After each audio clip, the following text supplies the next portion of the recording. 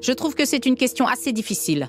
Tu devrais sans doute demander à quelqu'un de la même génération que toi, à Abba, ou Ria, ou encore Nikhil. Maman, souviens-toi qu'ils ont tous choisi leur partenaire de vie par eux-mêmes. On sait tout ce qui s'est passé. Je vais vous dire, moi, je pense qu'un mariage est vide et manque de sens s'il n'y a pas d'amour. Je veux dire que c'est un compromis. Une carrière doit être compromise. Et la famille de la mariée s'attend à ce que vous soyez financièrement indépendant.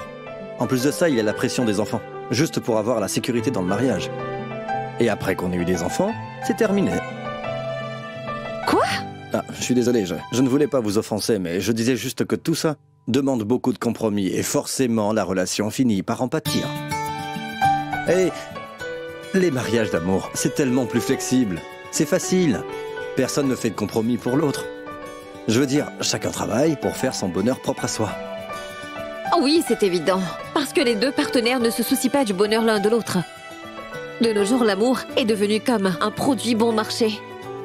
On fait croire qu'on est amoureux alors qu'on ne l'est pas sous prétexte que c'est une relation d'amour. Ce n'est pas vrai, ce n'est pas réel. J'avoue que je trouve ça complètement insensé. Mira, tout ça fait partie de l'évolution générationnelle. Tout ça est inévitable grâce à Internet. Je veux dire, ça ne prouve pas que les mariages d'amour sont vides et dépourvus de sens. Mais les mariages de raison le sont. Moi, je trouve que les mariages avec des compromis ne sont pas vraiment des mariages. Et ça arrive souvent dans ces cas-là, Mira. Je peux dire quelque chose? Je suis vraiment désolé. On a commencé à s'emporter pour rien et... Allez-y. Quand il y a de l'amour entre deux personnes dans le mariage, il n'y a pas de place pour les différents compromis. Exactement. Vous avez résolu le conflit. Voilà ce que je disais. Non, pas du tout. Toi, tu parlais en faveur des mariages d'amour et moi, je te parle de l'amour dans le mariage lui-même. Tous les deux sont différents. Ta chère grand-mère, ma mère, elle était vraiment très stricte, tu sais. Elle détestait tellement les mariages d'amour qu'elle ne voulait même pas en entendre parler. Elle était vraiment très bornée. Elle harcelait même tous mes prétendants. Tout le monde avait peur de moi. Tout comme ce que tu as fait avec ce garçon qui était venu me rencontrer la dernière fois. Tu as été si méchante. Mais alors, comment avez-vous rencontré votre mari? Son grand-père.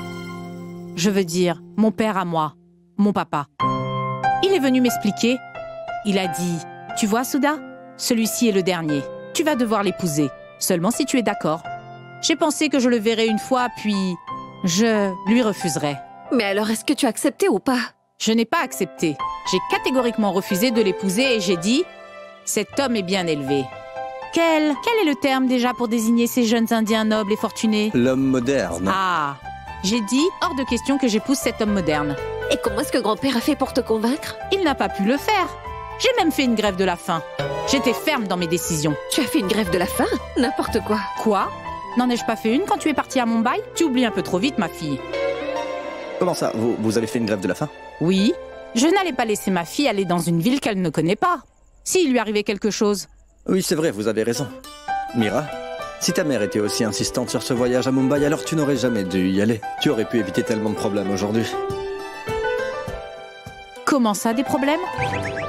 Oh, Maman, mais tu ne peux pas manger pendant une grève de la faim. Bon, oublions ça, c'est pas de ça que nous parlions. Pourquoi tu parlais de mon voyage à Mumbai? Pourquoi tu me cries dessus? De toute façon, tu sais, Ria et Abba n'ont pas cessé de me harceler. Kabir, les fiançailles de Nikhil et Ria ont été annulées. Tout le monde à la maison était vraiment triste. Nikhil, celui qui est venu dîner l'autre jour? Oui, c'est vraiment un gentil garçon. Mais bon, la tension était devenue pesante ici. J'ai dû lui demander de rentrer à la maison. Je n'aurais jamais pu gérer tout ça toute seule. Ce n'est pas le sujet de conversation. Je sais, mais c'est de ça que nous parlons maintenant, Mira. N'essaie pas d'éviter. Continue de nous raconter. Tu étais déterminée à ne pas épouser papa.